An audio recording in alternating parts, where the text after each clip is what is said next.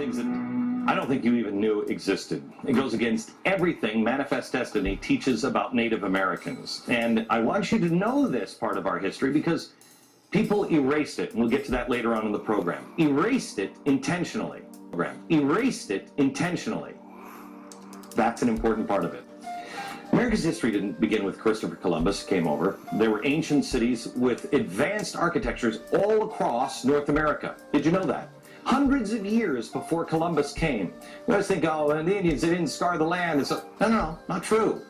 These were cities as large as any in the world at the time. London or Rome, they were metropolises. Archaeologists say they have found evidence of 200,000 actual cities of mound-like structures all across North America that were here long before Columbus.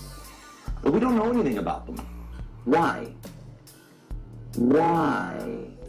Most Americans have no idea that ancient cities with advanced architectures once dotted the ancient North American landscape.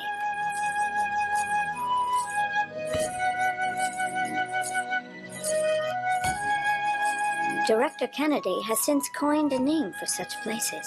What I call hidden cities.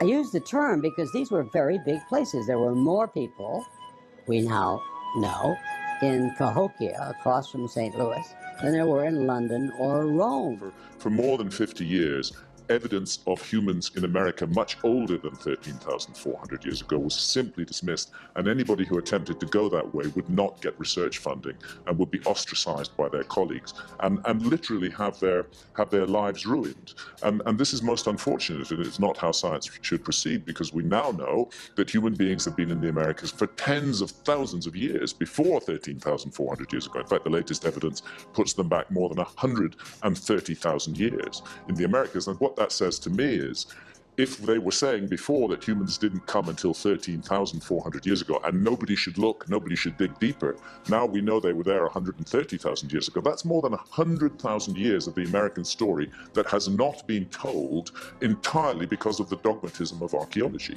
And now reluctantly they're having to accept, all of the institutions are accepting, well, we're sorry, we got it wrong. But some who authored the very first publications of the Smithsonian, or the earliest books on North American antiquities, described and illustrated things that would surprise most of us today. Some people, such as Caleb Atwater and Squire and Davis, they believe the artifacts that they were finding around these mounds and cities and earthen structures, that this was representative of an advanced civilization.